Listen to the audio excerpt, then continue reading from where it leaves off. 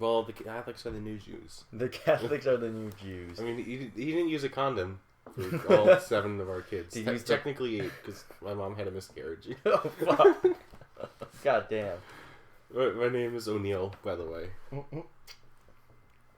O'Neill Reagan? Wait, no, I thought O'Neill was supposed to be your middle name. No, not O'Neill. Oh, shit.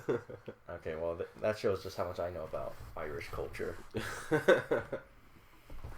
Yeah, but, yeah. I mean, didn't really talk to my family because they're all boring. Did you just go up to, like, your room? Or, like... No, I went on errands. I bought Jack for my brother-in-law, and then I bought ice. And then I took a nap in my room after we all ate turkey. Because that's what happens. I got drunk with my brother. Mm-hmm. Yeah. Nice. Yeah, I didn't drink too much because I had to drive back. But, I mean, like, midway through I got a little sloshed because it was just wine. Mm-hmm. And, like... Wait, wine drunk is the best drunk. You don't get hungover. Yeah, I guess you always eat when you drink wine. Yeah. But then, also, I guess wine just doesn't, like, get you... as hungover, I guess. I think the fact that it was all the Thanksgiving food and like all the fat and the salt, like it replenished me as I kept going. Hams. Yeah, and I just kept eating. Like it was like first it was the appetizers, and we were snacking on cookies, and then it was the turkey and the stuffing. Yeah, where are those cookies that they just left lying out? I had some. Yeah. And to go back home and have more leftovers. Yeah, I brought a plate full. Dude, Liana's uncle bought 2 turkeys. Yeah, we had 2 turkeys too. We still have a whole nother turkey at home. Well, he bought 2 turkeys and we only ate half of one. So I don't know what he's gonna do with the other one. First world problems, dude. Like, what do we do with all of our turkeys now? Jeez. Yeah. And then after this, we've got. Well, tomorrow we're going to that kaiju battle, right? Yeah. For those of you who don't know, imagine WWE. What does that sound? Neighbors.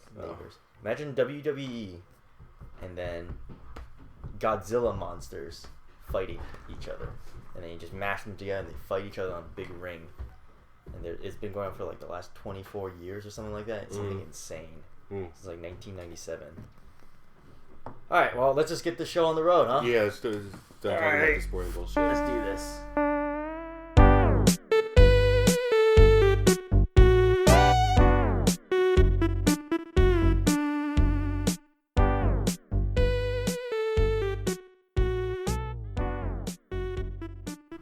Alright, China bad? Yes or no? Well, I say no. I say yes, China bad. Oh, well. Where are my upvotes at? Alright, well, elucidate. Elucidate? What the fuck you? Why don't you explain why China bad? Well, China's bad because they're mean and any argument that says otherwise is bad. Because any argument that says you're being racist is wrong, because you can't be racist towards Asian people. Anybody who says basically white. China good is clearly a Chinese spy, so therefore you don't have to listen to their arguments, right?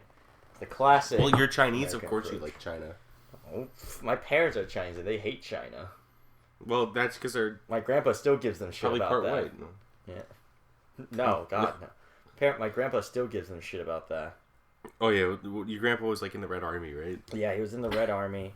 Fought in Korea, and he always came back home, went to university, got his master's degree on the Chinese government's money, and then they made him a professor.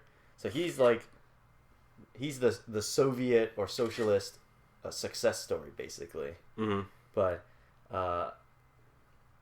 he always gives my parents shit about that, just because he's like, because my parents went to college for free as well, and then they're like, the Chinese government gave them an opportunity to expand their knowledge by going to America. Free America, what was it called? Like, it was American during Foreign Studies or something. It was the Reformations during in the 80s and 90s. Basically, they got to go to America, and so they got off the boat, and they went to the U.S. Government, and they were like, hey, we want to stay here. And the U.S. government was like, all right, bet. You can stay here. Fuck the Chinese. So yeah, they became U.S. citizens after that. And the Chinese government doesn't give them any shit about that at all. Yeah, they can still like travel back and forth. Oh yeah, right? my dad goes back to China every year. Yeah, so. you go back to China. Yeah, I went back to China. Or technically, you don't. Well, technically, I'm an American, so it doesn't matter. Mm. I didn't have to give up a Chinese citizenship. All right, but why do you think China bad though? Is it because of Hong Kong? Is it because of the Uyghur situation? Well, there's no democracy in Hong Kong, apparently. Oh yeah, according to the Human Rights Watch, there's no democracy in Hong Kong, and there's Uyghur genocide in Xinjiang, right? Right, Xinjiang. Xinjiang. Right, there's no The democracy in Hong according to Kong. Wikipedia. In a place where they just held an election, and the opposition party in China won the majority of the seats. Therefore, there's no democracy, right? Because obviously, if the Chinese government had hated democracy, they would have rigged it so that the opposition wins. That's how it works, right? You're in control and you control the vote, so you let the opposition win, right? To show how much you hate democracy, right? Is that how it works? I don't think so. And I think the recent election that happened proves that Hong Kong was a democracy all the time. And that... Are these Chinese cops shooting the protesters? They're not shooting anybody. Well, they're Chinese, but... They're Chinese nationally, cops. They're Hong Kong cops. No, nationally, they're Chinese citizens. Their passports are all Chinese passports. They're just from Hong Kong. Yeah. And in the entire... But the state apparatus behind these police officers is not the Chinese state. It's the Hong Kong state. Because it's like... The Chinese government doesn't have their own cops. It's like any other country. They go down to like the county and then the township levels and the city levels. As as an autonomous nation, Hong Kong hires within Hong Kong their own government. They can. And police force.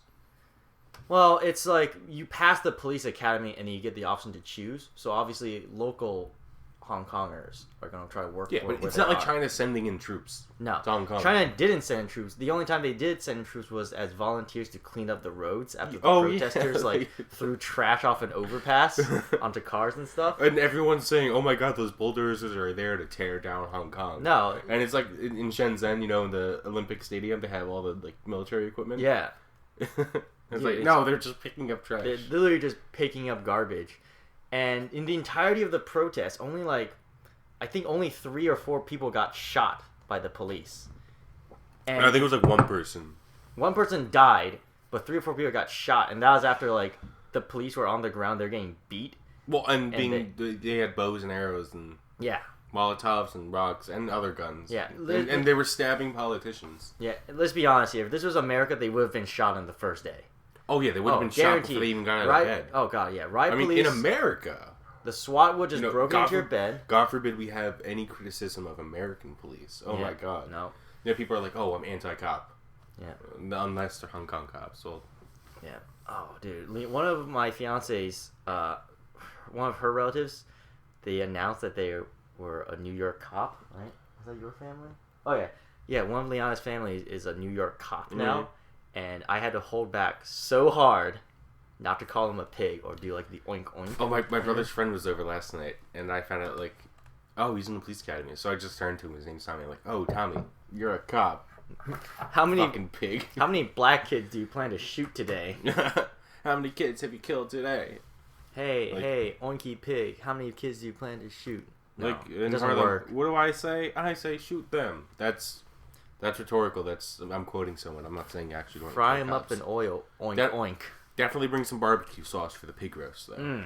Oh yeah. Brought the barbecue sauce because we're about to roast bring some pigs. If you put donuts in a trap, like the bear traps and stuff like that, pigs love that stuff. So they can't resist the sweet, glazy donutiness. It traps them. They get stuck in their teeth. Yeah, they get stuck in their teeth, and then they get fat. You gotta fatten them up for the harvest. You know what I'm saying? For the pig harvest. For the pig harvest. The pig roast. The pig roast. There you go. But yeah, so I mean, it's completely different. When you compare the fact that United States police kill far more people just doing their job on average. 1,500 people a year. Yeah, that's the reported case. That's not even from like rioting or anything. That's just them just. Oh, I was scared for my life. And that's not even the inmates who are sometimes boiled alive in American prisons. Now imagine if baked alive like, because it's so hot in there. or no, boiled alive. Like, remember that story about that woman who was boiled alive in the shower because the cops just threw her in there and the shower Oh, was so right, hot? yeah. Her skin melted off. Like, if that was what was being reported in these internment camps in China, there would be troops in Turkestan. But that kind of just flies under the radar with American cops. Or I remember that video of the man that was bound down to it. He was like tied down to his bed in the hospital because he had suicidal thoughts. Cops came in. The guy like threw an insult at the cop. He's like, "Get the fuck out of my room" or something. He said, and the cops just started beating on him. Yeah. And then when he was giving his testimony, he was something like, "Oh yeah, he disrespected me, and I was in fear of my life." Or I mean, even going back to like the riots in Newark and Plainfield, cops would just open fire on crowds. Even in Asbury Park, like cops opened fire on the crowd of black youths and shot 47 of them with shotguns. Or the LA riots, where the cops just protected all the white neighborhoods, and they left all the minorities. Like rooftop Korean, you wouldn't need a rooftop Korean if the cops had done their fucking job. Yeah. Well, I mean, them doing their job would presuppose the whole nature of the riots in the first place. That is true as well, yeah. Man, what happened to those days? We need to have another LA riot. All right. Yeah, well, Ferguson was pretty cool. Ferguson was peaceful. That was mysteriously, a few dozen of the leaders of the protests just died. So one dude was found burnt in his car. Another dude committed suicide with 3 shots to the back of his head. Yeah, somehow. I don't know how that happened. I don't know. It's like you get like the triple fire. 3-round bursts in video games. Oh yeah, just shit, he must have had a 3-round burst pistol. Those guns out there are crazy. I know, man. Dude. Clack, clack, clack. Clack, clack, clack. Yeah, I mean, pop, pop, pop. He must have been a gymnast too, just like get the pistol behind his reach head. behind him. It's like bizarre, man. Like I don't understand how they managed to do that. Oh yeah, back to the Hong Kong cops. So as much as I hate American cops, do you feel like the Hong Kong cops are repressive against the student protesters? Regardless of the ideological imperatives behind the protest, do you think they're repressive?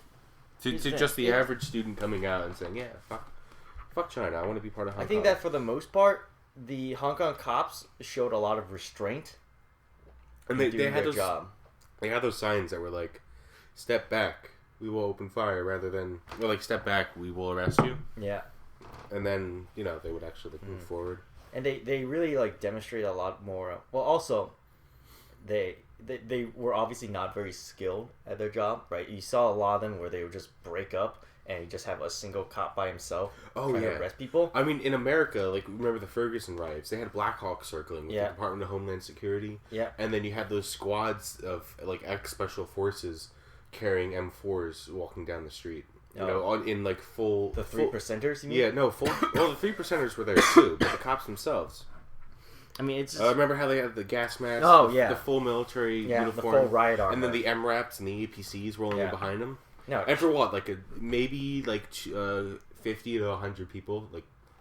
Not even throwing bottles or rocks. They were just throwing back tear gas. I mean, the moment you step out of the line in America, you have the SWAT team at your door. Yeah. Dude, it's insane. But, I mean, what's the purpose of cops, right? The purpose of cops in America is to protect property. Mm-hmm. Right? But the purpose of cops in a revolutionary government like China's is to essentially maintain and continue the revolution and ensure that, saboteurs and capitalists don't influence the system. That's why they executed, a few dozen billionaires in the past? Yeah, so within the last 10 years, China has executed a dozen billionaires. Yeah, corruption in China is a death sentence. Yeah. That one CEO, I think it was a tech company. It wasn't the cell phone manufacturer. I think it was a chip manufacturer. But he was hoarding $2 billion worth of gold in his apartment or something like that. And then they arrested him. Within a month, his head was chopped off. Metaphorically, it just probably shot him or something. I think they just did the bring back firing squads for billionaires. Bring back firing squads for billionaires. That should be you my want to drive the slogan. gun market? You know how the NRA is oh my god, we got to sell more guns, and the gun laws are stealing everyone's guns, and the prices have jumped up exponentially. Yeah. Supply and demand. To drive up the gun market and lower the prices of bullets and guns, just bring back firing squads for billionaires. True. Right? Yeah. Market-driven revolutions. Mm-hmm. And then, every time you pull the trigger, there's just a 1 in 6 chance that it just doesn't fire. That way you get 6 people lined up. one of them is going to fire and kill the guy. Oh yeah. See? Perfect. But yeah. Did I hit your Joel? Yeah, here. I'm So. gonna go buy pods after this. Mm-hmm. But I think, like Hong Kong, the Uyghur situation has been completely blown out of proportion. Mm-hmm. Because, I mean, like I said Let me pull up Twitter. Yeah, all right, pull up Twitter. But yeah, while you're pulling it up, like, last week, like I said... Well, there's this amazing thread. This researcher who specializes in China foreign policy and internal policy did this whole expose on the Uyghur situation. And he even has sources from the Chinese government that state overtly what their policy is. Mm-hmm. But yeah, like last week, like we said... His name's Ian Goodrum. Sorry. I just had to put that out there. Why don't I finish saying what I'm saying, then you can continue. Go fuck So, yourself. like I said, I let you finish. I let you finish your statements. Like I said last week, a lot of the sources that we hear about Uyghur situation came from, well, it started from that one American in the UN who had never been to China, Mm-hmm. and then a lot of other stuff is coming from Radio Free China, which is a U.S.-backed and British-backed organization that's heavily anti-China, and they're usually like they'll make an article that's anti-Chinese, and then CNN and ABC and BBC and all the other three-letter news agencies will just report it and use them as a source, and then it just continues in a cycle. Mm-hmm. And a couple people on Twitter especially have been quoting like Georgetown researchers' articles, and these articles directly quote the Human Rights Watch, which a lot of people say are verifiable sources for the Uyghur situation. But at the same time, the Human Rights Watch is calling Bolivia a narco state, and these fascists who just couped Morales' government as liberators. So it's this double think where you consider China an authoritarian, dictatorial autocracy with the communist government, and then at the same time people are saying, oh, well, in Bolivia there was a coup. And these fascists are murdering... It's not a coup. They were indigenous... restoring democracy. Yeah, but those are the people who are just idiots. But then you have people that are also idiots with doublethink. Thinking at the same... How one source can be correct in the regards to Bolivia, but at the same time... Or incorrect regarding Bolivia. And at the same time, correct regarding this Uyghur situation. It's ridiculous. Alright, but you said you've got some tweets about the Uyghur situation that's been going on. Oh yeah. Why don't you read off of it? So Ian Goodrum basically states how well, why don't you? Who is he? Oh yeah. Well, who is he? That's a good question. I just pulled him up, so I'm a little unprepared. Yeah, no problem. Yeah. So who is this Ian Goodrum? But he wrote like a long Twitter thread discussing the Uyghur situation. Right? Oh yeah, he's a researcher who specializes on Chinese policy. He's been doing it for most of his life. He's a journalist, and he basically goes into depth about how a lot of the sources on the Uyghur situation are totally incorrect. He goes, where's the New York Times thing? Wait, he quotes the New York Times and how they were saying China's murdering Uyghurs, and he follows the sources to not the Human Rights Watch, but a similar think tank that uses just total supposition on Uyghur populations to come to these conclusions. But he also goes into depth how there's Uyghurs who live in the province of Xinjiang. Close enough. Yeah. And live in total harmony with the Han Chinese population. So, for example, in Turpan, where there is a total sense of religious freedom, where the Chinese government is not cracking down on the Uyghurs, as they are in specifically Kashgar. Because remember, Xinjiang is a province that's like the size of the entire southwest of America, and there's only specific cities where these not concentration camps, but internment camps are. Education camps. Or re-education camps, yeah. So in Turpan, there's no international sects of Islam there, and there's no forced headwear for women. Yeah, no forced headwear or beard So, for men. They look or beards for men. So they look at Turpan and say, oh well, they are practicing Islam in a way that is concordant with the Chinese constitution. Mm-hmm.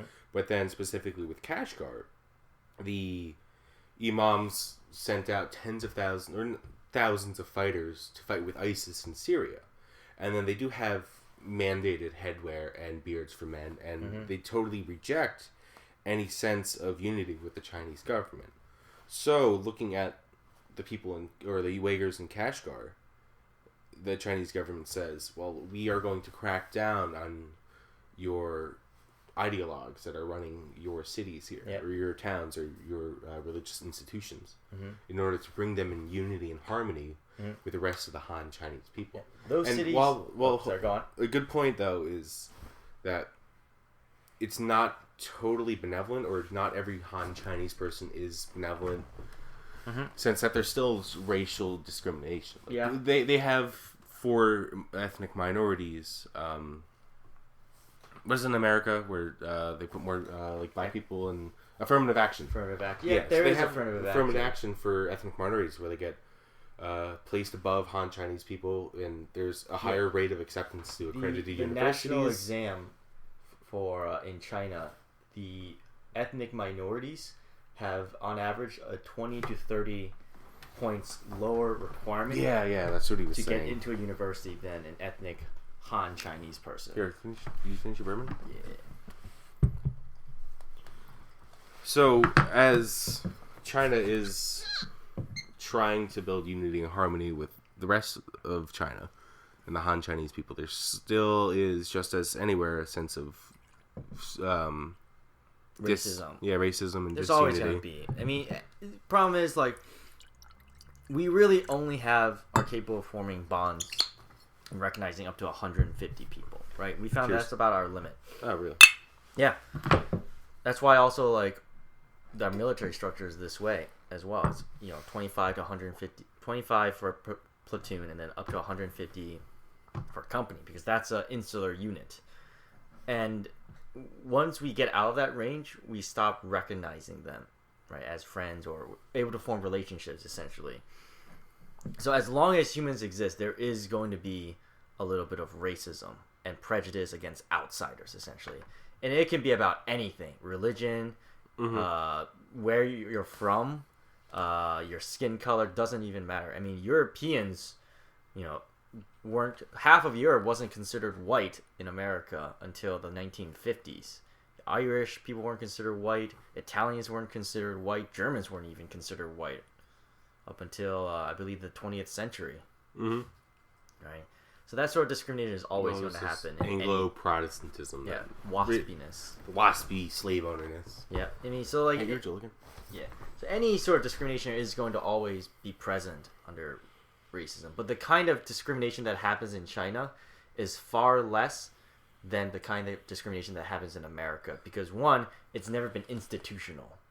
There's never been, a set of government laws, at least under the People's Republic, that specifically stated that, like, hey, we don't want black people in our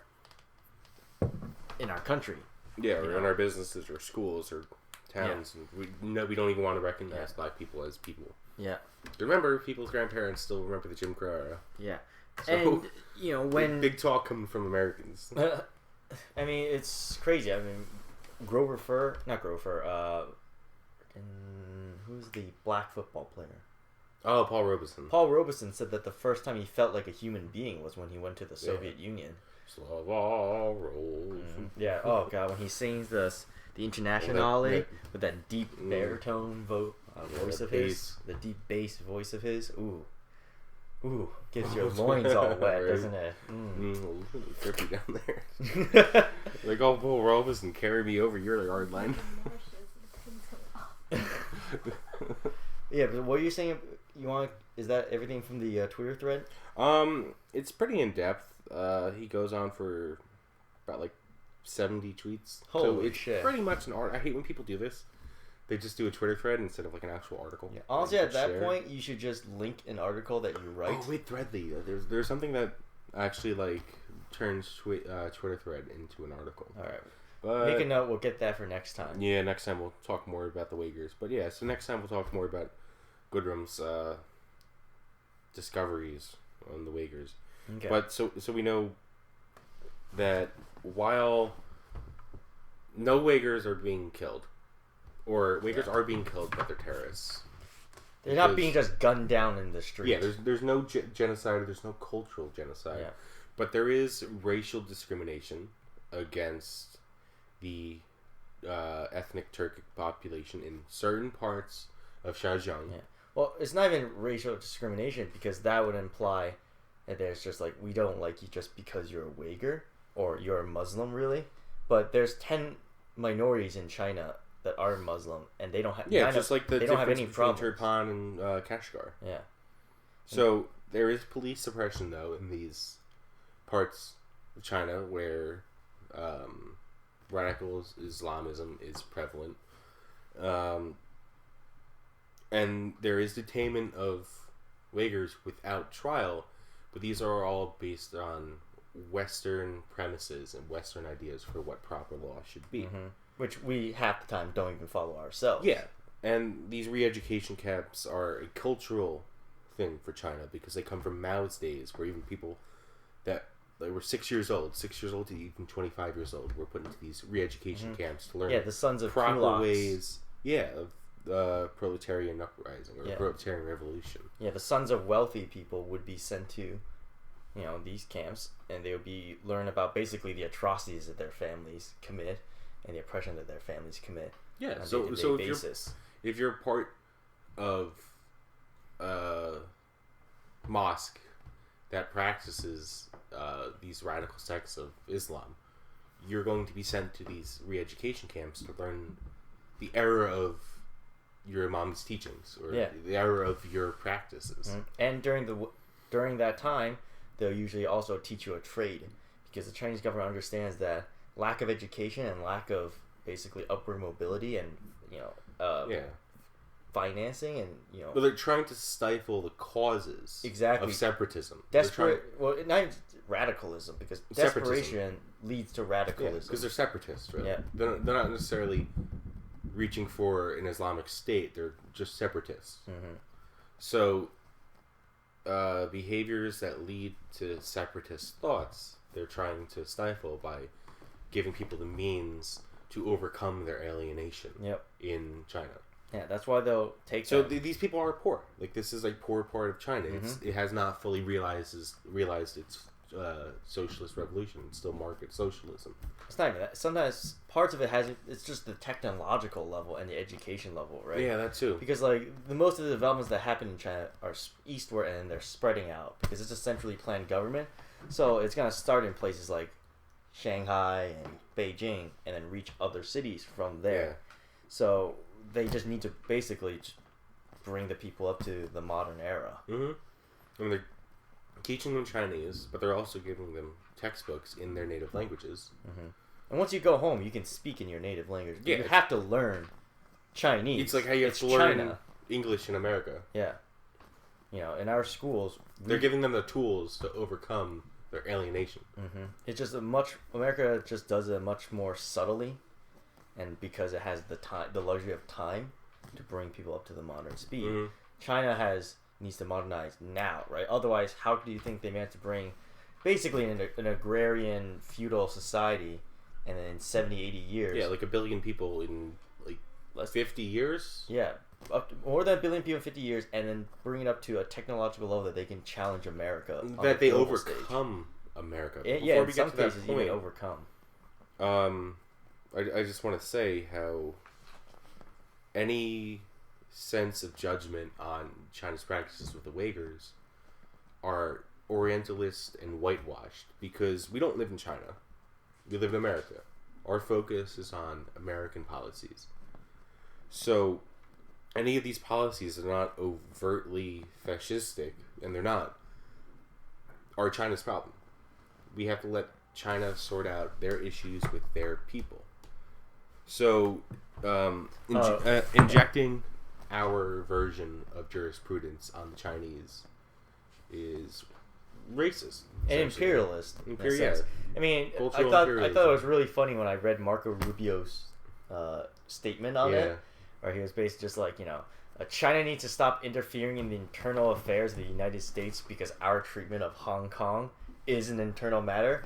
And I think that, I mean, it could be, they really could have said that about anything, and we really do. The American government says that about everything, where basically we just assume that we just have the right to just stomp around all over the world and tell other countries what to do. Mm-hmm. Meanwhile, like, the moment some other country tries to tell us what to do, we lose our fucking minds. Like I mean, just the after Trump was elected, that whole thing about like Russia spending like fabricating and putting him into power, and then it turns out that they spent like what $50,000 to run pro-Trump ads on Facebook, and that was all they did. It wasn't even connected to the Kremlin. It was just people in Russia, just basically Russian. Remember the Russian trolls?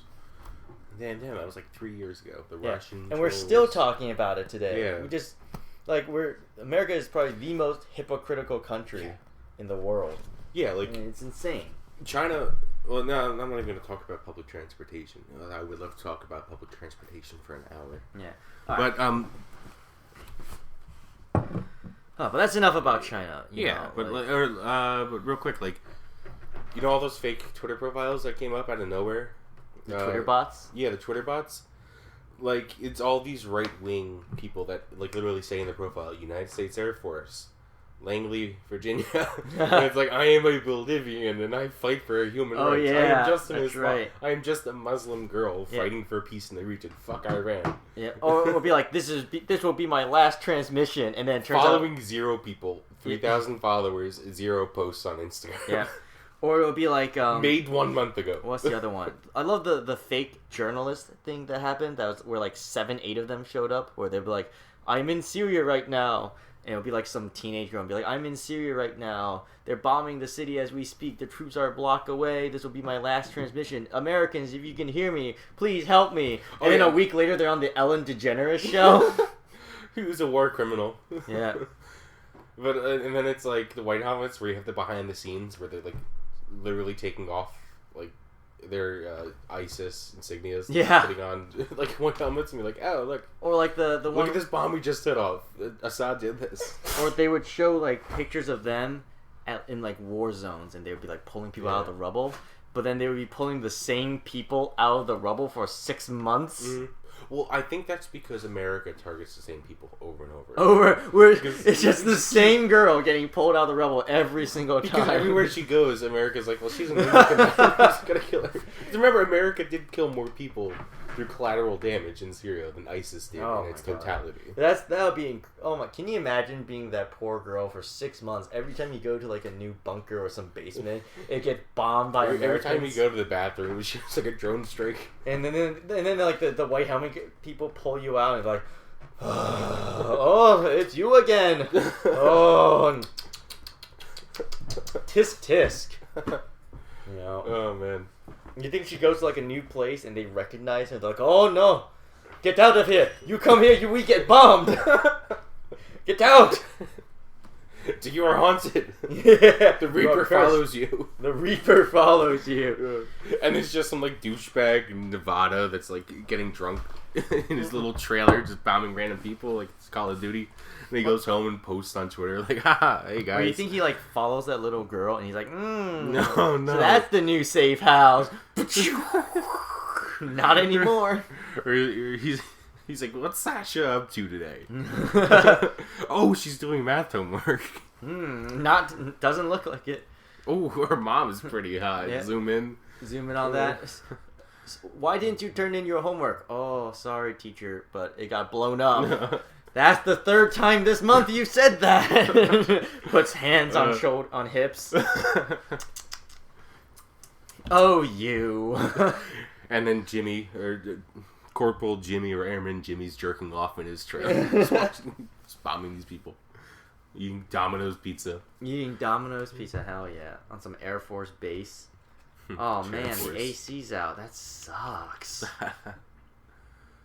Yeah, so now what are we going to talk about? Alright, well, moving on to other parts internationally. Yeah. Today is also international. Well, less morbid shit. Less morbid shit. Well, today's International Palestine Day. Good morning, everyone.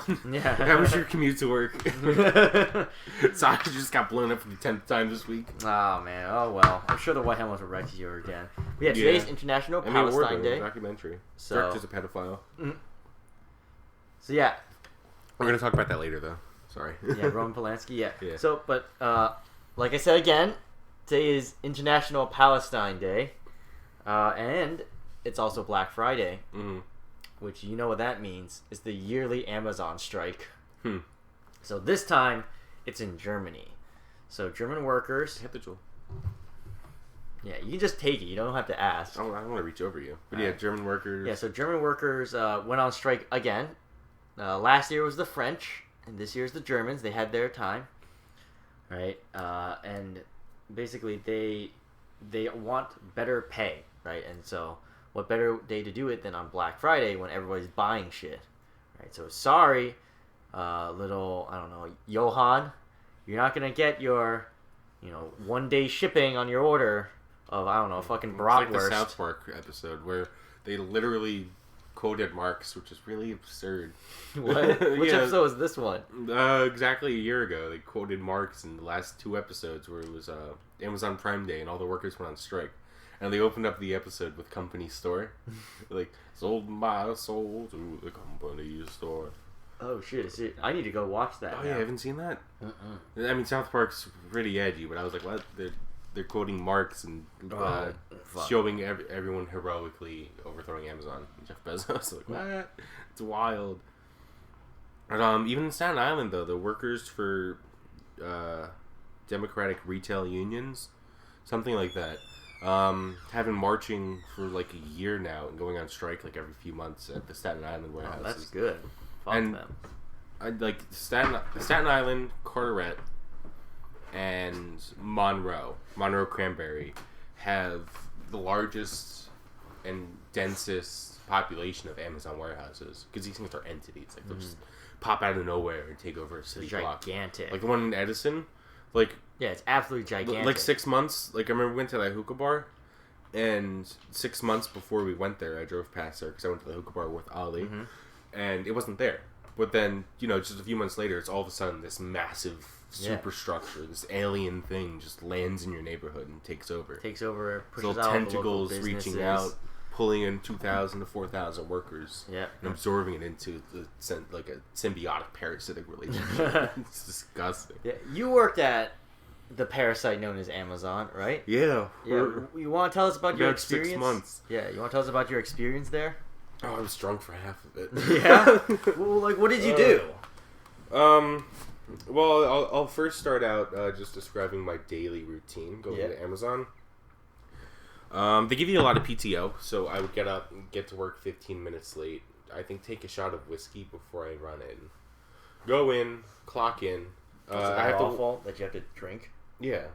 I walk in through the cages where they scan you for your cell phone and have metal detectors to make sure you don't bring any cameras on the floor. Go and clock in. Walk back out to my locker because you have to put all of your personal items in a locker. I grab my phone. I sit down in the lunchroom and eat some soup. Because the only thing I could really afford at that time was the 50-cent ramen that they had there. And so I eat my breakfast of ramen noodles for about a half hour. Then I go back outside and I go and pick up my forklift. Half of them don't run in the first place. And I find a working forklift.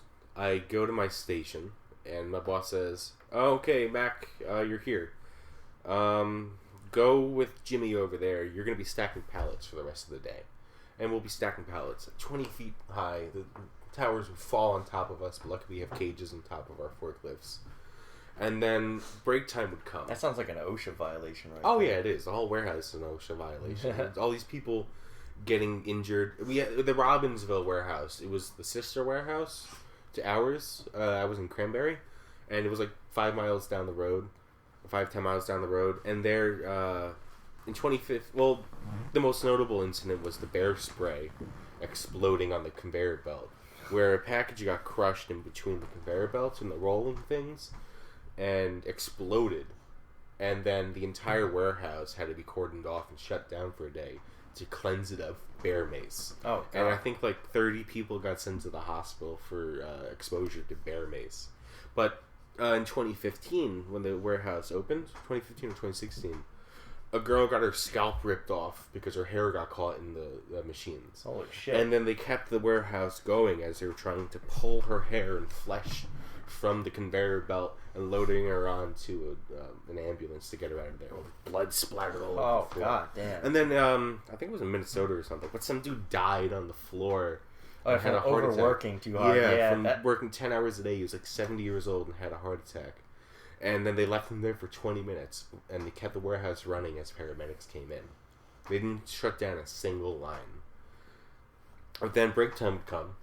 You pass by your dead co-workers. This is all before lunch? Yeah, all before lunch. You step over their dead corpses as they bring in new recruits to replace them. Yeah, the line of homeless people outside. Yeah, the line of homeless people outside. They find the desperate people. There's like, all right, you're in. Yeah, you're in. You do one day of training, an hour on the forklift. You're ready to go. Yep. And I park my forklift maybe like 100 yards onto the other side of the warehouse, because these warehouses are like a quarter mile long. So I get off my forklift and walk to the break room for my 10-minute break. And by the time you get to the break room, it's already 5 minutes up. You know? Like 5-minute walk to the break room, and 5 minutes in the break room. I get my honey bun, because I really like honey buns. Okay. Make a coffee. Your fat boy cake? Yeah, my fat boy cakes. And then I go outside, I got my rollies, and I go outside for a cigarette, and then you have all the other co-workers there, and we're all bitching about how, like, we only get 2 minutes breaks in the first place. So we all kind of sit there for an extra 5 minutes and hold up the line so we get a full 10 worker minute solidarity. break. Yeah, worker solidarity. Some days I would take a hit off some dude's vape pen, because that's easy to sneak in, and I would smoke my cigarette, then go back into my forklift, go back to stacking pallets, or maybe for the next 5 hours I'll pull pallets off the truck, put them in a spot, and pull more pallets off the truck and put them in another spot.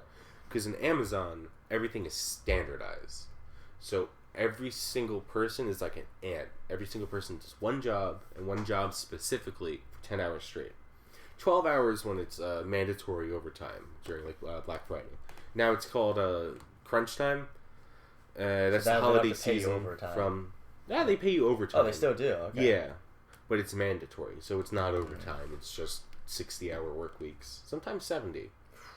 Say 6-day work weeks for some people on a certain shift. Oof. 10 hours a day. 6-day work week. During the holidays, nonetheless. But, so there would be one person on the forklift to pull the pallets out, put them in a square that's labeled in tape. And then someone with a scanner would scan the packages.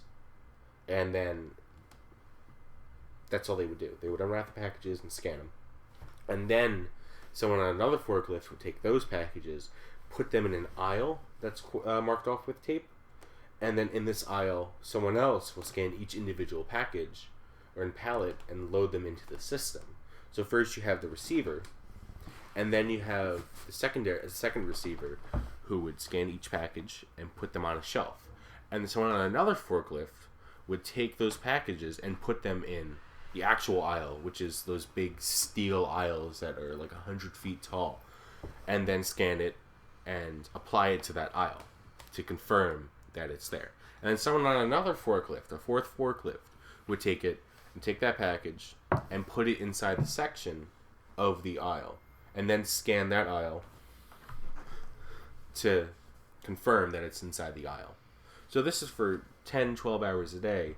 You have specific people there to move one box to a different pallet, and then you have another person to wrap that pallet in saran wrap to make sure it doesn't fall over. And then so you have it's stratified. So one person does one little job, and then you also have pallet sorters. Basically, the person just becomes another cog in the machine. Yeah, just another cog in the machine. That was only receiving or inbound. I don't know anything about outbound, but I imagine it was just as torturous, because that's where you have people that have you have to walk around, pick out the object, scan it on the barcode. Forklifts, you stand there in one spot, literally standing, staring at a screen, trying to meet your quotas, trying to pick 300 boxes an hour. Right, that's 3 boxes a minute, and one box can be literally a quarter mile away on the other side of the warehouse, and you have to do that in 3 minutes. So you could be traveling like a whole mile in 2 minutes just to get 4 packages. Christ. All right. Well, that sounds like hell on earth, and I can't wait for the day that Amazon gets shut down. Yeah. I mean, there's a reason I don't order on Amazon anymore. Mm-hmm. So fuck that corporation. Oh, where else are you gonna buy things? You can't not order on Amazon anymore. Well, I just honestly I just limit what I buy because what do I need? Right? I need food. Yeah. I mean, I have like some stuff. Like I have an Xbox, I have a TV and a microwave and stuff like that. And there's some things that you just can't not have, but there are things that you can just live without, right? Because our entire economy is based on this idea that our entire economy is based on consumerism. It's a consumer economy, and we don't produce. You're anything. miserable unless you buy, Mm-hmm. right? And so you've got these. Not only that, you're also stressed out all the time, right? Because this isn't what you're experiencing. I think is happening all over the country and not just in Amazon. It's like companies as well are doing the exact same thing, where basically people are overworked, and they're tired, right?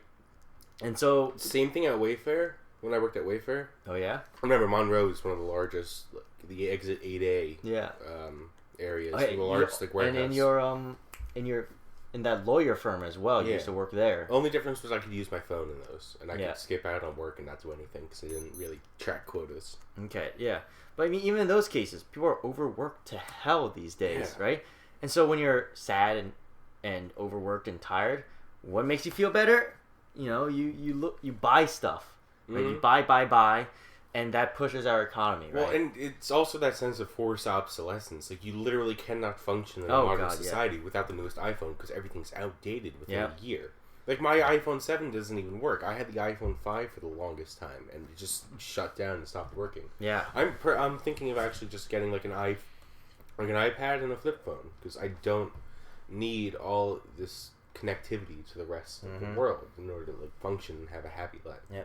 And that connectivity is also used against us, right? Because now you're tired, but then you go on Instagram, you go on Facebook, or whatever the fuck these Zoomers are using these days, TikTok, and you see all these other people doing all this cool shit that you're not participating in, right? And you feel like you're missing out, so you also get in on it. And it just drives this horrible cycle of consumerism and misery, right? And it's... that was a rough hit for me, Joel. Leads to anxiety. Well, yeah, which leads to anxiety, right? People are feeling sad and they're missing because they're depressed because they're overworked, right?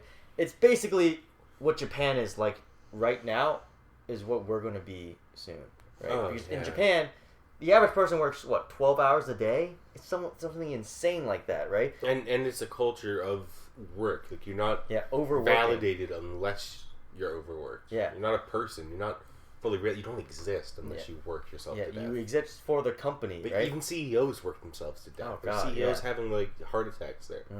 And there's so much pressure even put on CEOs there that they'll step down at the slightest malfunction of the whole structure of a company. Yeah, it's insane. And people, now that they're overworked, they're lonely, right? Because you don't have time to go on dates and do anything fun because you're working all day, and now the company becomes your life, right? And it just drives this whole cycle of decadent consumerism. And not only that, the throwaway culture of America, where it's like use it and then throw it out, things don't last, so you have to buy new things to keep going. It's absolutely disgusting. That's probably the best way for me to put it. Yeah, but it's disgusting but necessary because we can't live any other way. For now, right? Yeah, well, for now. In the way our society is set up, it's you have to live this way to survive, but it's also not sustainable, right? You can't. That's why the bubble can't just keep getting bigger and bigger and bigger. Eventually, it's going to pop. Yeah, I mean, we live in a productless economy. The American economy produces no objects of value, or if they do, it's minuscule and inconsequential to the grand scheme of things. Our entire economy is based on buying and selling, and it's built up on this artificial bubble of speculation. Speculation, yeah. We live in a speculative economy built on the backs of the third world. Yep. Instead of exploiting our American workers, which we still are today, we're exploiting workers in third world countries now for the wealth. Like the cobalt mines of Congo or Bolivia, where we overthrow... The blood mines. We overthrow indigenous governments in order to supply Tesla with batteries. Yeah. Or, you know what's funny is we criticize third world countries like India and China for having sweatshops, but yet we're the cause of those sweatshops. And then we have sweatshops that only operate as a service to those sweatshops. Yeah. Our working conditions are no better than in China or in India. Because you still have people committing suicide in Amazon warehouses and dying on the floor and being left to rot for 30 minutes underneath the piles of boxes. Yeah, it's encapsulating their corpse. It's only going to be a matter of time before they start putting up those nets around the tops of those Amazon warehouses to stop people from jumping off of it. We have cages outside. People can't run away. When I went out for my smoke break, it was a literal cage around us so we couldn't get out of the warehouse. And God. We had a cage set up where if you clocked out, you had to swipe your card to get out of the warehouse. You could not get out of the warehouse by any other means without setting off an alarm. So your boss literally tracked whether you were in the warehouse or not. You were encaged. Like, you could not escape. Absolutely disgusting. But yeah, I mean, so I'm glad that the German workers are striking now, right? Yeah. Because, I mean, like, they're not trying to get rid of Amazon, but they're trying to get for better wages. And, frankly, anything that improves the workers' conditions... Yeah, but it's something that I'm going to support, right? In Europe, they'll strike if they don't have toilet paper in the bathroom. Yeah. In America, we need to go back. It's a long drive to get worker solidarity going. It absolutely is, but you gotta start close. small. I mean, right? it's close. Workers for Retail Solidarity, Democratic, something like that. And even the Teamsters Democratic Union, who fought against the Teamsters selling them out to UPS last year. There's worker solidarity that's building up, and I feel like 2020 is going to be the year. Yeah, we got it, man. I kind of want to do a documentary on the WDSRU. Honestly, whatever it is, it would be fun. Yeah, worker solidarity. It's absolutely destroyed in America. Right? It's non-existent, but you gotta build it up in small steps, right? Mm-hmm. And that means marching in the streets so that. You know, fucking last year, Verizon workers can have a little bit better wage or get a Christmas bonus, and fuck it, I'm all in, right? I'll march in there with you. I'll be in the picket lines with you. I'll beat up the scabs for you. Fuck it, man. I don't give a shit. Even last year, there were fights in Monroe when I think Shore House or something, the liquor distribution company, their drivers went on strike and they hired scabs, and there were fights all around the state. And people were fighting these scabs. Yeah, it was amazing. The liquor stores weren't accepting orders either. Yeah, honestly, I'm amazed that in Monroe that actually happened. Because, right? It's like this little microcosm of like the center of like the American economy. It's the center of American economy. Yeah, small town America. Fucking Monroe, dude. Yeah, you know I got death threats in Monroe now. I got death threats before too. That's why I had to log off the voice. Yeah, I mean, it's not to mention the death threats from those Nazis too, but that's a different story. Oh God, it's not even this. Yeah, but like I mean, there's a reason. Like I hate liberals. Well, I don't hate them, but I look at them with pity. You hate neoliberals. Yeah, I hate neoliberals because a lot of them they're so close, right? Yeah, they're so close. Those are just an uneducated neoliberal. Yeah. And they got the anger. They hate their bosses, right? They know that like things used to be better when they had more rights back in the day, but they still think they can be a billionaire. Yeah. And their solution is always, Like what Steinbeck said, Lord praise Steinbeck. Yep. But every American is not like an oppressed worker, but an unrealized billionaire. Yeah, exactly. You support the billionaires because in the hopes that one day you too will become a billionaire. I mean, it's such a dumb idea, but it's like the American dream. One day you can oppress poor people too. Yeah, exactly. One day, if you work hard. What was that book you gave me? Which one? The one about the apple farmers going on strike, and then Jimmy dies, and Mac is there. Mac is the organizer. It's not Grapes of Wrath. It's the one he wrote after it. I don't remember. I know which one you're talking about, though. We'll insert it in afterwards, don't worry. But yeah, I mean, it's crazy. But yeah, so I look down on liberals. Right? Dubious Battle. Dubious Battle. Yes. Holy shit. Yeah, I look down on... because I finished it, and I'm rereading it, because it's just such a good book. Mm-hmm. Yeah. I need to reread it myself, because it's been a while since I've read it. But yeah, I mean, I look down on liberals. Right? Yeah. But but no liberal has ever called me a chink, right? Like, at least, you know, I hate the phrase where it's like, oh, I'm socially liberal, but I'm fiscally conservative. Like, oh, Remember you called me that one day? When yeah, well, you used to be. I didn't realize my your own neoliberalism. Yeah, you used to be a hardcore libertarian, man. Remember that shit? You used to worship libertarian or voluntary anarchist. You used to suck the dick of Ayn Rand. Yeah, suck at the teat of Ayn Rand. Not even teat of Ayn Rand. I was just like, yeah, that's what the Constitution says. I want to smoke weed and give gay people guns. Yep, but I mean, so they always say like, oh, I'm socially liberal, but I'm fiscally conservative, right? That fucking bullshit. But at least, you know, they want gay people and black people to run sweatshops, but, you know, conservatives will just be like, yeah, I think we should just shoot all the black people. They can exist in a sense of dual power before we kill them all. Yeah. Or re-educate them. Yeah, send them to camps like in China, right?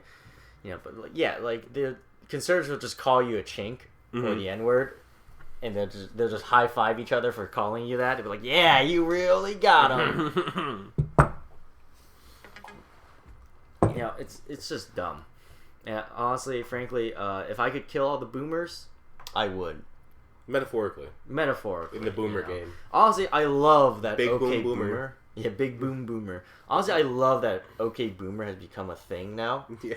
Right? Like, because I don't even need to argue with them anymore, right? I used to, like, try, back when I was a naive, you know, young, socialist alternative person, I would, like, try and have long debates with You just boomers. Have to have a rational argument with irrational people. Yeah, exactly. You know, I would try and, like, I would have, like, sources and shit, and then they would just be like, oh, wipe the chin dribble off of your face.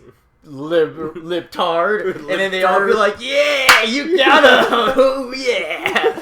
And now I just have to say like, "Okay, boomer, okay, whatever boomer. You say, we will inherit the earth." You know, like you treat your senile 90-year-old grandma who still is afraid of black people. You're just like, "Okay, grandma, like whatever you say."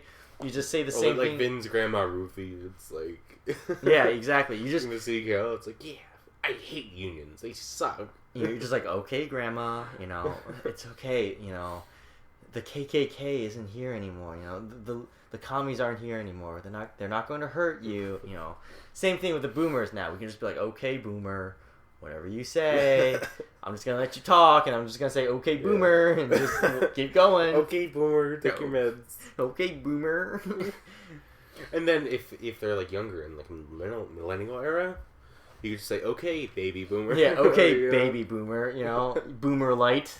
Boomer light, boomer. You know, because boomer isn't just an age, it's a mindset. Yeah, like people are like, oh, it's ageism. Boomers are the most oppressed class behind gamers in society today. Because we truly do live in a society when boomers and gamers are gamers oppressed. Are oppressed. I will give that.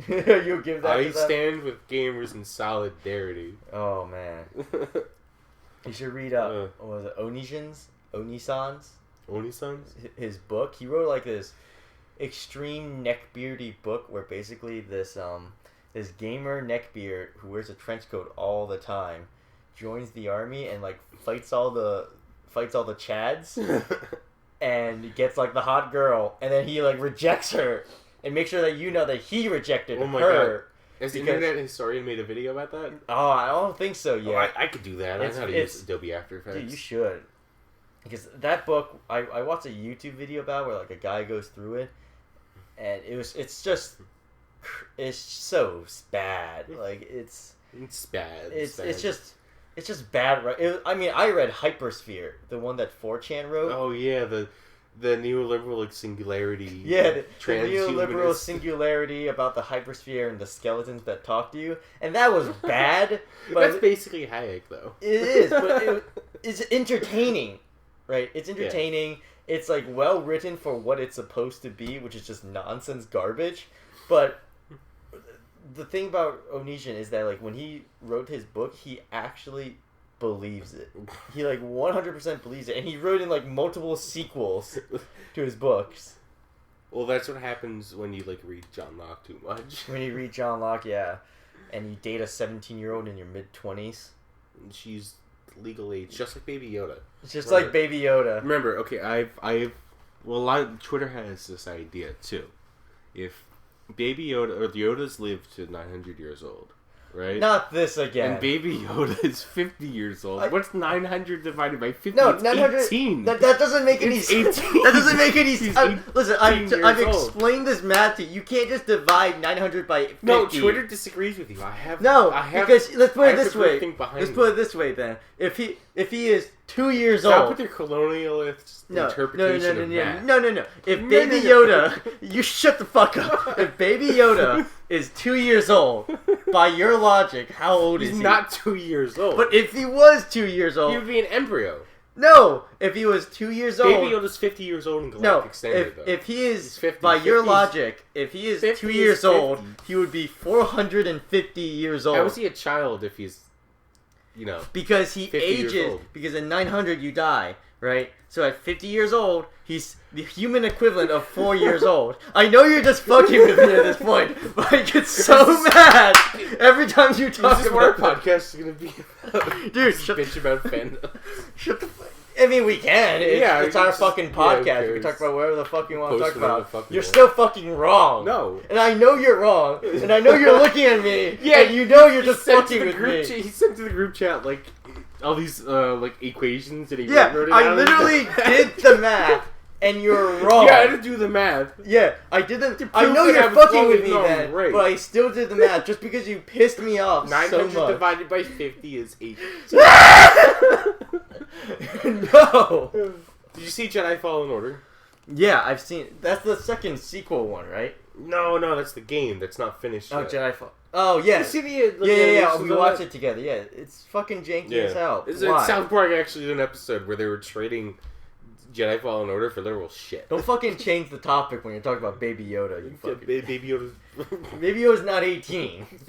You can't fuck Baby Yoda. I'm not saying I want to fuck you, Baby Yoda. Listen, the only reason... I'm giving a legal interpretation of his age. Listen, the only reason you would ever talk about someone being 18 is because you want to fuck them. No, not because I want to fuck them, because I'm concerned about the interpretation of age regarding Star Wars. That sounds prudence, okay? That sounds like the legal system of I'm a Star Wars nerd, so I'm going to think about these Star Wars legal systems. The Republic. What do you think the age of consent in the Republic was? 10. 10, yeah. So Baby Yoda's still legal. No, it doesn't work like it was 900 divided by 10 is 90. This isn't this isn't one of your 90. This isn't one of your fucking hentais where you have a fucking lowly princess and you can be like, oh, she's actually 400 years old. No, that's fucking bullshit. Okay. Image is I will not die in this hill. Baby, stop with your fucking tangent. Is this the hill that you want to die on? We're not talking about lowlies. We're talking about Star Wars. Yeah. Why the fuck did you have to bring that up? You cannot have sex with a Baby Yoda. It's not okay. I'm not saying I want to have sex with Baby Yoda. Do not have sex with Baby Yoda. He's but regular Yoda. He's not even Yoda. Yes, he is. I don't even know what their species name is, but Yoda's the guy. Yoda species. There's only one Yoda ever. He's a space wizard. He's a little space wizard who helps out Luke. Just like in the Hidden Fortress. The Mandalorian is the best Hidden Fortress reboot since the Hidden Fortress. Shut the fuck up, alright? What's this about Fallen Order that you want to talk about? Oh, no, I don't really want to talk about it. It's just this shitty game. They didn't even finish it. You're just trying to divert. Got it. Alright, you know what? Sure, let's talk about fucking Fallen Hidden Order Temple. What the fuck you want to talk about? Yeah, that game is a fucking mess. Alright. Yeah. Fuck you. Put them eyes. Oh, dude, when he ate the frog, that was so hot. The vor? Right? The vor? Yeah. Holy shit. You know that you saw that, right? The episode of The Mandalorian when he the episode actually came out tonight. You should watch it. The episode 4? Yeah. Right, let's watch it after we finish recording. Then. Yeah. That's right. Leanne, you missed that scene because you were on your phone. No, I didn't. I saw that. You missed the vor scene? That's the best scene in the whole episode. No, listen, every time I watch something with Liana, she's always on her phone. And I never understand this because she's like, "Oh, I can understand what's going on." Even when I'm on my phone, I'm like, "That's fucking bullshit." Yeah, and they were leading up to it. Like they had all the little frogs and he was trying to eat them coming up. They chasing it around. And you're like, "Oh, that's so cute," and then he fucking eats it. All he needed was a scene, like a camera angle going down the throat. Oh god! Oh. Werner Herzog was like, "This is cinema." Cinema. Jon Favreau was like, "Fucking nah." It's too hot. It's too hot. I don't know anything about Jon Favreau, so I can't call him a pedophile. Dude, Jon Favreau. You ever watch any Marvel movies in like the last 10 years? No, because they suck. What? I watched every Werner Herzog movie in the past 10 years. Nobody, because he's cinema. Nobody even fucking gives a shit. Werner Herzog was like, oh, I imagine I can't do a Bavarian accent, but imagine I'm doing a Bavarian accent. Werner Herzog's voice, but. Jon Favreau brought me on because he loves my movies and my idea of cinema because I am cinema. And then they're interviewing Werner Herzog, and he's like, or they're like, do you know any of Jon Favreau's movie? What's your favorite movie of his that came out of the past years? He's like, I cannot put my tongue on any of his movies. I do not know who he is.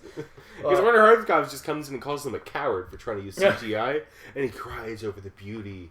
And the lustful beauty of Baby Yoda. Lustful beauty. The fine suppleness of his skin. And he cries over Baby Yoda and calls him cowards for trying to remove him. No. He's like basically the second director. Because Werner Herzog is a saint. Alright. But Jon Favreau, though. I mean, you watched... Literally who? Chef? You never watched Chef?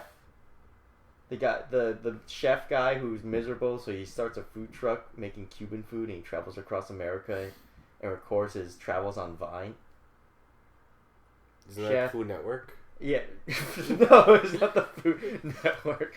It's a movie about the Food Network, basically. Why would you ever need to do a movie about the Food Network? He was also Happy in the Marvel Universe. Happy? Yeah, he was like... That show Happy? No, not the one with the unicorn. He was Happy, the character. He was like, he was Tony Stark's bodyguard in all the Marvel movies, and he that's totally insignificant. No, he had a more prominent role than they cycled through more directors than... He had more lines than the Marvel movie cycled through directors. He had more lines and was in more movies than fucking, like, I don't know, Black Widow, basically. Who? Black Widow, you know, the fucking Russian spy who kills herself. Oh, spoiler alert! The Russian who kills troll. herself? Yeah, the Russian troll, exactly. They finally caught up with all their Pepe memes. Yeah, they finally caught up with it, exactly. But yeah, actually it was before Pepe, so they predicted it. No, I'm with the Spaghetti Man, Martin Scorsese. You know his penultimate movie, Italians Eat Spaghetti for 3 hours? Goodfellas. But he said Marvel movies are not cinema. So I'm like, yeah, they suck. Alright. Detroit bullshit. Alright, fucking... I'd rather watch Italians eating spaghetti for 3 hours. Alright, Mr. Some NYU dropout. Alright, whatever you say, Marvel. Film cuck. Mr. I don't watch movies. I watch films. No, I fucking hate movies. I never want to watch a movie. Yeah, I don't watch movies. What was that movie that you made, you made your friend go watch, and it was about the hotel, and it was just fucking bullshit? The hotel? Yeah. Oh, that was really good. Yeah. It had the guy from The Big Lebowski in it. What was it called? Oh, Hotel... It's not Hotel Transylvania. I keep thinking that. Yeah, I know. Hotel California. Motel. It was really good. The editing in it and the whole story was non-linear. And they have this one scene with the mirror, and Jeff Bridges comes up and is watching some girl sing. And you look at Jeff Bridges looking at the mirror, and you see Bad Times at the El Royale, yeah, right? Bad Times at the El Royale. Yeah, you know what everyone who went to go watch it with you said? Yeah, they all said it sucked, Mac. That's why I don't watch movies with any of my friends, because you guys are all fucking plebs. No, I watched... When I watched Werner Herzog, he made a really good documentary about the Desert Storm, and it's just 2 hours of burning oil fields. That sounds fucking garbage. No, it's amazing. You know what? Because at the end of the day, they're supposed to be entertaining.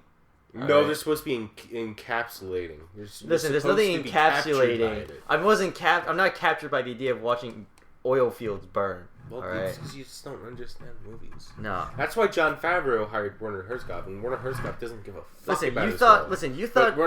Jon Favreau gives a fuck about Werner Herzog. Listen, you thought Blade Runner 2049 was an amazing movie. Deakins is a saint, and Villeneuve, the French-Canadian dude, redirected Sicario.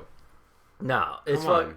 Listen, Sicario might have been a good movie, but... Might have been a good... It is like the penultimate narco movie. Better than Narcolands or any... No, the best narco movie is Fear and Loathing in Las Vegas. Alright, that's the best narco movie. Gillen directed that. That was pretty good for a Gillen movie. For a Gillen? Alright, whatever you say, man. But even he took so much inspiration from, like, Pavolini, who directed 101 Days of Salo.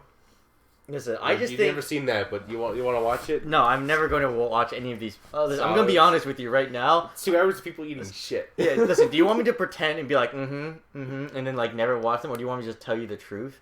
Which is that I'm never going to fucking watch these movies because they're boring as fuck. They're not boring and encapsulating. They're not encapsulating bullshit. Listen, just because I'm fucking doing some bizarre shit. Oh, you'd watch Tosca Musk's softcore porno. That's the kind of movie you're No, into. you know what? You're into porn. You know what's a great movie? Starship Troopers. Okay, that is a great movie. That's the one movie we can agree on. Alright, Starship Troopers is a work of art. It is. It's Alright, the but you know greatest what war is movie ever. Exactly. It's not just a great war movie. It's also just a great movie, and it talks about politics and talks about everything. That's encapsulating. Politics, talks about everything. It talks about literally everything. All right. I loved how he made it seem like a B-tier movie. But But that was the aesthetic of it. But then the exactly. special effects were so grand, you won an Emmy Award for it. Mm-hmm. And was the movie about the man getting chased by the I truck? really want to rewatch this movie too. Bad Times at the El Royale. Oh, Duel. the editing in it was just amazing. Okay, so you see, Holy Duel. shit. It's also a great movie. It's a classic, but it's not fucking boring. Duel? Yeah, and it's great. The one about the guy getting chased by the truck. The entire movie. Yeah, 97. You still didn't see By Steven the Spielberg. car movie. Shit, what's that car movie with the white Challenger? The car. You mean Drive? No, the one Drive is based off of. Okay, I don't know that one. Wait, But see, I'm gonna Google it. Drive, Challenger. those are good movies, alright? But they're not boring movies, alright? Just because... Vanishing Point. You didn't watch that yet. I haven't literally seen sent it you the yet. file. It's so good. It's like the first car movie ever. Like the first car Alright. chase. One of the best car chases. I'll watch it eventually. That's on my to-watch list. But just because you fucking film some Italians eating spaghetti does not make it art. I know. I feel the same way about Martin Scorsese. You're just being contrarian. No, I feel the same way about Martin Scorsese. He sucks. Alright. Okay. He made one good movie, and then they got turned into the Joker. Alright, man. Speaking of which, what did you think of the Joker movie? I don't like to talk about that. Are you gonna put me on a watch list? You're gonna put it on watch list. Alright, man. Alright, what's next on our list to talk about? Oh, shit. Fuck. Alright, well... You want some moonshine? Hell yeah. You know what? I don't have... Let me finish my drink. Yeah. Oh. And then I'll finish that. Alright. Mm-hmm. But yeah. Listen. Starship Troopers is art. Alright? It is. It's, but it's like the those... satire in it is it's like a fine spaghetti. But, you know, it's like paintings, right? Just because you can splatter paint over the canvas using your period blood does not make it art. Oh no, I'm taking a class on this in Keene because I got to finish my bachelor's degree. But it's the use of the image. No, because you know... It's his expression. You know who buys that shit? The image. Billionaires trying to sell off their Well, money. the market upsells it. It has no inherent worth, but it's the purpose and the aesthetic and the appearance of the image behind it that makes the meaning. That's fucking stupid. All right, listen. Maybe because I called my professor stupid. I he gave us an enjoy. update on the course because he's like, "Oh wait, all of our Listen, your sources fucking are out of professor date." is dumb as hell. Listen, Yeah. maybe it's because I enjoy like Soviet period like realism and Soviet brutalism. Okay. I bet you think Battleship Potemkin is boring because of the montage and it's silent. Listen, honestly, that movie. Or A Man with a Movie Camera. The Battleship foundation Potemkin. of editing. Listen, I've for watched film. Battleship Potemkin 3 times. The foundation of the film language was started by the Soviets, and the Man with the Movie Camera invented the montage. Or I think Battleship Potemkin did, but Battleship Potemkin Man did. with the Movie Camera really advanced the idea that of movie, like montage. It's got a good in cinema. story to it, right? Italians eating pasta. No, for it's 3 literally hours. the best movie ever made. Everyone says because that. it's also because it has everything. Right? It's got action in it. It's got a good storyline. It's got has meaning and purpose. Meaning and purpose, exactly. There's no purpose to Italians eating pasta for 3 hours. I'd feel the same way about Martin Scorsese. All right, and as everyone told me, Hotel El Camino had no purpose to it. It was boring. It didn't. That's why you have to watch it when you're high. No, if I have to go, listen. Art should be able to be appreciated. Okay, hands up in the air. I'm like, what the fuck? Art should be able to be appreciated at any level, alright? Soviet realism, which is something I can appreciate because it shows everyday people doing everyday things, right? Well, the Soviets it's relatable. invented cinema. Yeah, I mean, they really did. I mean, And then Tarkovsky. Alright. The film student Tarkovsky. Oh, no, film students don't watch Tarkovsky. They watch Scorsese. No one watches I mean, Tarkovsky unless you. Scorsese is basically just redundant, or not redundant. Have you seen derivative of Scorsese? Have you seen his first Tarkovsky. film? The man shaves to like piano music and he puts on a suit and it's like, I'm part of the Vietnam War. Look at me self-mutilate. Is that the guy where It's a he's? metaphor. Is that the one where he's shaving and then he slits his own throat? Yeah. I've seen that. And it's like, oh, he slits his throat. It's a metaphor. That's Scorsese. It's bullshit. Taxi Driver was okay, but I wouldn't put it behind other I'll films give you of the that. era. Taxi Driver is okay. Then that's his first and only film that's okay. I walked through the entirety of Taxi And Driver. the moment you say you're from NYU, my expectations go like tenfold higher, because any NYU student's always comparing them directly to Scorsese. Mm-hmm. I fucking hate working with NYU people. But yeah, putting Taxi Driver to like against other films of the era, like even like The French Connection, like that's like, ooh. Or did any of the Italian Marxist films are like tenfold better than anything Scorsese put out. I mean, yeah. I mean, if you're looking at the European. 60s, like even French New Wave, even like those situationalists in France, like the board, you have to watch Society of the Spectacle. It's amazing. It's kind of like it's really good. You'd enjoy it, and anyone listening probably would really enjoy Society of the Spectacle and Debord's theories. I think they would too. Yeah, but I mean, even like Pavolini or Cavani, like if you put Scorsese, like a direct comparison, there's no competition. Scorsese's just it's American bullshit. He's the J.J. Abrams of the 70s and 60s, and New Hollywood.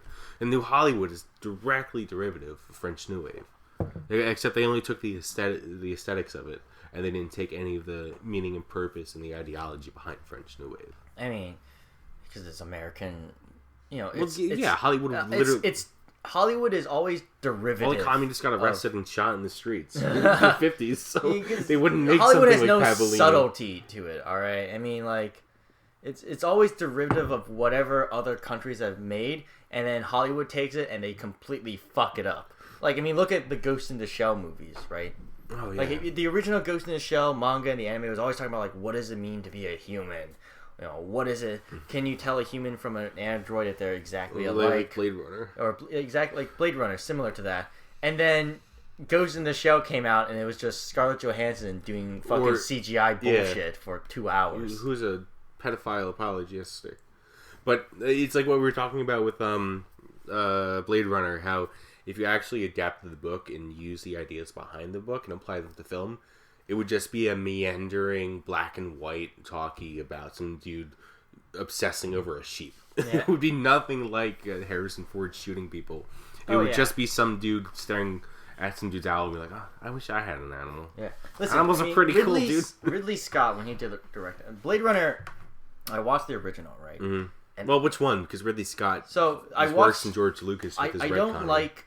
Yeah, I don't like Ridley Scott's edit of the film that was released in like 1990 or something like that, where he basically really tries to heavily imply that Harrison Ford is himself an android. Right? I like the original film much better. I don't mind edits in films where they just like improve the video quality, improve the coloring scheme and stuff like that, because those are just improvements to the original film without changing the storyline. It's like listening to a remastered track of like the Beatles or Queen, right? And they run it through improves Pro the sound Tools, and quality. it makes the song better. Yeah, and I don't even mind that. playing like the original mix of Yeah. Bohemian Rhapsody. He gets drowned out in the mix, and then you have a lot of the drums getting drowned out. But then in the modern remasters, it kind of brings out like the soul of the music. That's good. But I don't like it when he like changed the ending of the movie, right? But I mean, going back to it though, Ridley Scott's movie was like way more. Blade Runner 1 was, you know, all more about substance than story, and Blade Runner 2049 was exactly the same thing.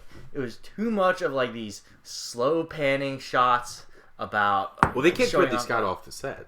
They kicked it, but like the new directors did the exact same thing. We're just like slow techno music being played over like a yeah, exactly. And it was boring. I think I fell asleep. The only 2 movies I've ever fallen asleep to were Rogue One and 2049. Dude, it's so fucking boring though. Like you can The only thing that was interesting was that they brought back they took the original actress from the original Blade Runner, and they Yeah, the completely android. created a CGI character model for it to Yeah. the point where it was so realistic. I couldn't. I thought they actually brought a look-alike. Oh, but that was really cool when his android wife or the waifu, The waifu. the 3D waifu, got mixed with the android. Yeah, and that then was their cool. Faces were coming in between. Yeah. Like I was going cross-eyed trying to like figure out those Yeah. faces. That was that was incredible. really cool. Those But effects. I think what was more impressive was the character models, because they used new technology in those character models to really sort of basically create photorealistic humans, right down to like the pores and everything. And I couldn't tell the difference.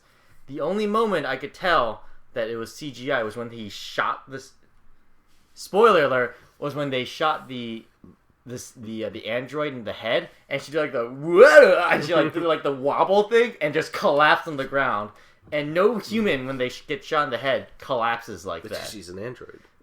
Yeah, but they're supposed to be human, realistic androids, right? And in the original Blade But Runner, in death. but remember, even in the original Blade Runner, when Harrison Ford shot the android running through the glass, she died in a realistic manner.